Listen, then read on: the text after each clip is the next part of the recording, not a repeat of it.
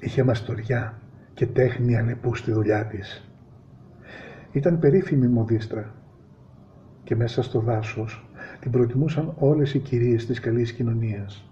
Ουρές έκαναν έξω από τον οίκο μόδας η φουντωτή ουρά. Είχε όμως και περίσσια πονηριά η Αλεπού. Παραπονιόταν συνέχεια πως δεν της έφταναν τα χρήματα από τα φορέματα που πουλούσε. Έλεγε πως το ταλέντο της είναι μεγάλο και πως αδικεί τον εαυτό της. Μα η αλήθεια είναι πως ήταν αχόρταγη και σκαρφιζόταν ένα σωρό κόλπα για να πουλάει πανάκριβα τις δημιουργίες της. Και μια μέρα βρήκε το τέλειο κόλπο και το έβαλε σε εφαρμογή. Δεν θα σας πω ποιο είναι το τέλειο κόλπο. Απλά θα σας πω ότι ο Θοδωρής, ένα νέο παλικάρι, πάσχει από μια σπάνια ασθένεια.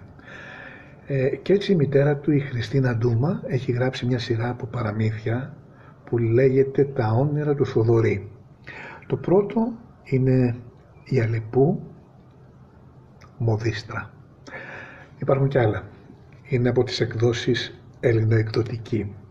Η σειρά των βιβλίων «Το όνειρο του Θοδωρή» στόχο έχει να ευαισθητοποιήσει μικρούς και μεγάλους σχετικά με τον αγώνα ζωής που δίνει ο Θοδωρής και η οικογένειά του.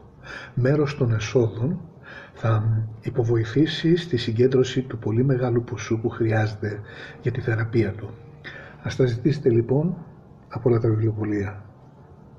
«Τα όνειρα του Θοδωρή», εκδόσεις Ελληνοεκδοτική, και η συγγραφέας είναι η Χριστίνα Ντούμα, η μητέρα του Θοδωρή. Ας βοηθήσουμε όλοι. Μπορούμε.